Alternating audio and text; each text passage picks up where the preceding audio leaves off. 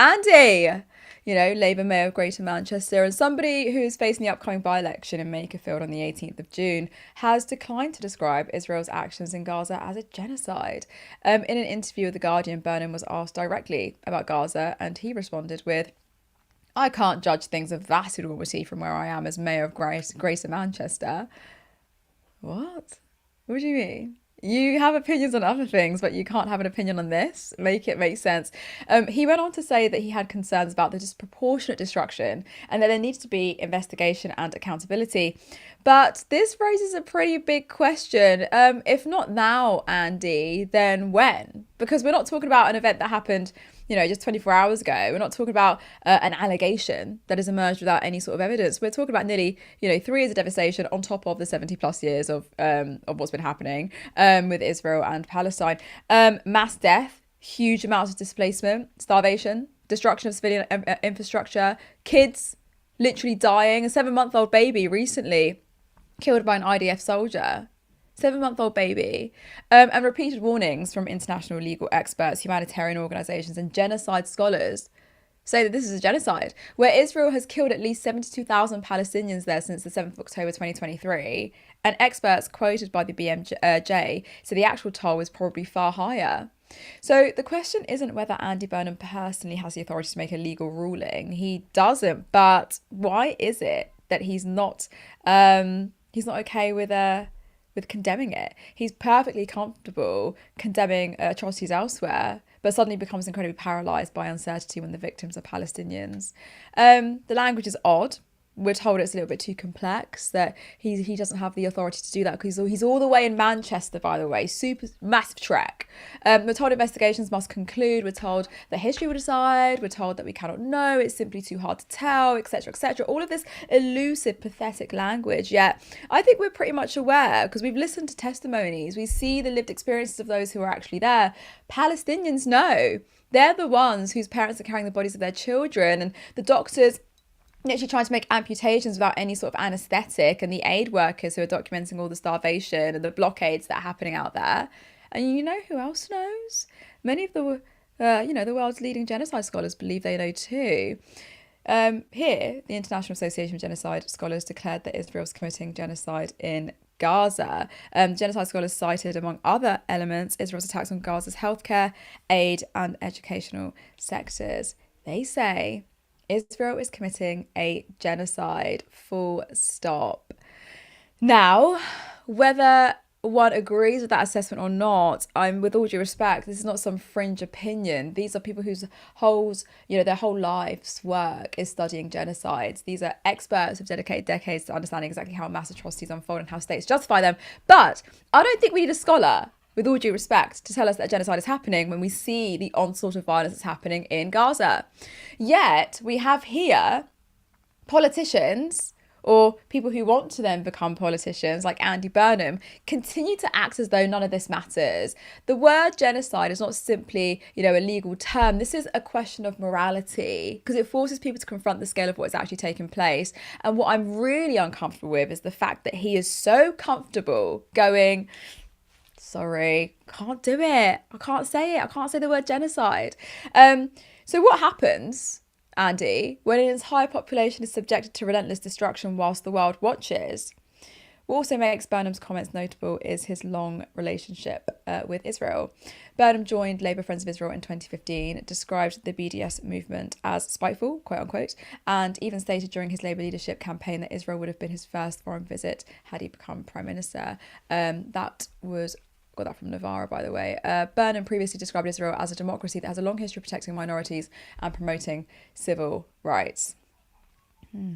Gosh, I don't really know what to say about that. I actually don't know what to say about that. People can judge for themselves whether that description stands comfortably alongside the reality we've witnessed in Gaza over the last several years. To be fair, I'm not a Burnham backer, I will just say that. Burnham has not occupied exactly the same position as Keir Starmer throughout this crisis, I will say that. In October 2023, alongside Sadiq Khan and Anas Sarwar, he broke with Labour's leadership and called for a ceasefire. He has criticised settlement expansion. He's supported recognition of a Palestinian state. And that matters because they distinguish him from some figures in the Labour Party. But Big but, there is a broader problem, because if you refuse to call what's happening there a genocide, then do I actually believe you are really critical of what's happening with what's happening in Gaza? Do you actually care, or are you saying things to kind of just get people on side? Because again, what the hell do you mean I can't judge things from here as mayor of Greater Manchester? You certainly can, Andy. Just call it out and judge it. Badseka. Let's just get your reactions actually. What are your reactions to Andy just being like, hey, I can't really say much because I'm in Greater Manchester. Yeah, it's a bit of a cop out, really, isn't it? To be quite honest with you. I mean, we had a discussion about Andy Burnham just in general, didn't we? I think last time I was on the show last week, and this concept of Manchesterism, and it's this kind of weirdly ethereal, impossible set of ideas to understand. Um, I think, having thought and reflected quite a bit now, and read quite a bit about people who know him locally in particular, he does seem to lack a coherency and ideology. And I do suspect that that's going to be his like biggest stumbling block. I think in the months to come, assuming he wins the by-election, becomes Labour's Lex Leader, like, he's going to have to defeat and beat the allegations that he's actually quite vibes based. I don't actually think that there's substantive ideology there. He's capturing a certain kind of mood or understanding about things. Maybe that's why he was one of the first sort of senior Labour figures to condemn some of the Israeli action in the wake of October 7th and to call for a ceasefire faster than his colleagues. So maybe his ability to be able to capture the mood and public sentiment gives him a bit more of a sense of direction than the likes of Starmer and the Blue Labour people who've been leading Labour for the past several years. But, it's unlikely, I think, that he's going to label it a genocide, right? Unless it becomes so politically unpalatable for him not to do so. Partly because if he is Prime Minister in X amount of months' time, it's extremely likely his own future cabinet members are going to be implicated in that if he does. Is he going to say it's a genocide if Yvette Cooper is in his cabinet or David Lammy is in his cabinet? Those people will be complicit, actually, if that's the conclusion that you're drawing. He's already talked about keeping things like Josh Simons around, people like him. So it doesn't sound like he's going to do a real sort of clearing of the decks and a kind of real, renewing of who else is in government, right? He'll be using a lot of the same levers, engaging with a lot of the same people. He's praised Shabana Mahmood, people like that as well. He don't think he'd be looking to get rid of a lot of these people. Foreign policy, I don't think it's really been a defining feature of his politics. We could say partly, yeah, he's been doing local politics for some time. So that makes you less likely to talk in a kind of wide-spanning international sense, fine. But he's had no interest, I think, in connecting the issues domestically that are happening in Manchester, which is a diverse place, Not all of Manchester, but large parts of Manchester, of course, are diverse. You've got a variety of different groups of people living there together, many of whom will have a plethora of interests, not just about locally what's going on, but also what's going on abroad as well. You could draw a comparison between Jeremy Corbyn. I get that Jeremy's an MP, so that makes him slightly more national, but Jeremy Corbyn he's a diligent local MP who is rooted in Islington issues, and he knows the issues in Islington very, very well. But he does, of course, still find plenty of ways to connect local issues with what's going on in the wider world. Andy Burnham could do the same and could have done the same a bit more with Palestine, but I don't think he really has. I think the real tell as well is that Burnham has been ultimately much more solid about talking about Ukraine, you know, which suggests that for the most part he's maybe not really quite his own man on these issues when it comes to foreign policy, and really he just falls in line with the sort of party policy that's already been sort of dotted out, and he follows. He's not a heterodox thinker, within the sphere of the Labour Party. I think when it comes to foreign policy, he's a bit of a follower, and then that's something that worries me about him. He doesn't have an ideology which he'll come back to that he's rooted in, that can give him, be a bit of a lodestar for him in terms of where he goes. He's someone who I think will be quite amenable at times to just following the party lines. And I do think on foreign policy, he lacks the ideology and actually fundamentally lacks the imagination to imagine what this country could be like if it isn't in hock to Israel, if Israel isn't an ally of ours, if the US is not an ally of ours. Can he really do that imaginative thinking to realign that stuff for this country? I don't think so. You, I don't think so. I don't think. It feels like we always criticize, these people who are coming into the picture and are wanting to take some sort of leadership role. But genuinely, I think if you just willy nilly go for some of these leaders, then you will just be voting for vibes. And I think he's just a vibes based guy. You said that last time we were on the show, and you said it today, and I completely agree with you. He was on Question Time on Thursday, Yeah. last Thursday, and one of the people in the audience had said, "You just like essentially you're pussyfooting around." Like they didn't say that, but like you don't say things like you're not upfront. Like why don't you just say that you want to go against Starmer, and that you plan on taking his job at some point? And he was just like, and I was like, hello, anybody there? Like, and it just feels like this is what Andy does. Andy Burnham is just playing the field, like very, very careful. I really feel like politics needs aggression. You need to be aggressive with the way that you tackle certain topics. And this is one of those things that I feel like you stand 10 toes down in. You can't say in one breath, oh, yeah, I'm against I'm against expansion, or I'm against what's happening in Gaza, but you refuse to call it a genocide when loads of people, particularly scholars, which they like to align themselves with sometimes and sometimes not, are saying that it's a genocide. It's stupid.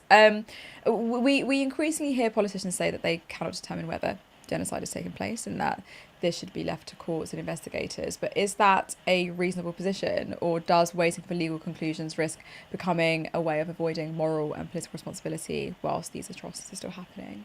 Yeah, it's a diversionary tactic. Again, speaks to someone who politically, like you say, like they're not. He's not about it, you know. He's Yeah. not got that real. Like there are tiny moments where you see small glimpses of it. Not on foreign policy, where you'll see like a small glimpse of like, there's a bit of fire there, or there's a bit of direction there.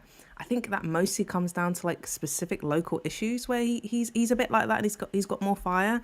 But I do not think that he's going to have that when it comes to these really big foreign policy issues that are really like paradigm shifting, like for us to no longer be an ally of Israel, for us to say and agree as a nation state, as a country, that this is a genocide, for us to break ties with Israel, for us to fully divest from supporting Israel through arms. We still give arms to Israel. We've still got around 300 licenses or so of F-35 fighter jets. Intelligence is the other thing as well. Like we also give so much information, and in many ways the We do. information is almost probably more valuable that we give to Israel, maybe even than the weapon parts, because we don't, we're not the majority supplier of their weapons. That doesn't take away any of our complicity. But in many respects, the information and the data that our intelligence services gives Israel is maybe even more valuable. I don't think it should just be left to the courts and investigators. Of course, for a certain amount of detail, for a certain amount of specificities and understanding, sure. But 3 years in, with all the data that we currently have, all the information that we have, the amount of civil society that's come forward, charities, NGOs, Holocaust scholars, etc., that have come forward and said it's a genocide, that should be enough. And of course, this is a very obvious thing I'm saying, but we didn't have anywhere near this much evidence before this country was ready to say that Russia was committing war crimes. We didn't have anywhere near the level of evidence. And I'm sure Andy Burnham will have come out and said things far more vociferously against Russia than he has against Israel. I find this Labour Friends of Israel stuff, I just find it really awful. I can't believe how many of these people have been part of Labour Friends of Israel. They should get rid of the, Labour Friends of Israel, Conservative Friends of Israel. No. How about you be friends to us, the people who live here and vote you in? Trust me. What are you talking about, Labour Friends of Israel? It's insane. That's so right. And I think it's completely, he must have been really out of it to have genuinely thought some of those things that you quoted him thinking about, how, it has a great track on human rights or whatever. He must have been really in the doldrums, like mentally on that, really quite ignorant. And again, I've not really heard him say anything that counters or suggests that he's done a lot of thinking to be like, oh, I used to think this in the past. Okay, it's fair enough if you thought that 10 years ago, now your opinion's different. I've not really heard him come out and say, I've thought and I've reflected a lot and I've changed my mind about X, Y, and Z. He's done that a little bit around Blairism and neoliberalism. He's not done that around the foreign policy thinking. And of course, part of rethinking neoliberalism, in my opinion, how damaging it is also rethinking the colonial, neo-colonial aspect that Agreed. sits alongside neoliberalism as well and feeds into neoliberalism as part of the neoliberal sort of consensus, is neo-colonialism, which absolutely Israel is emblematic of.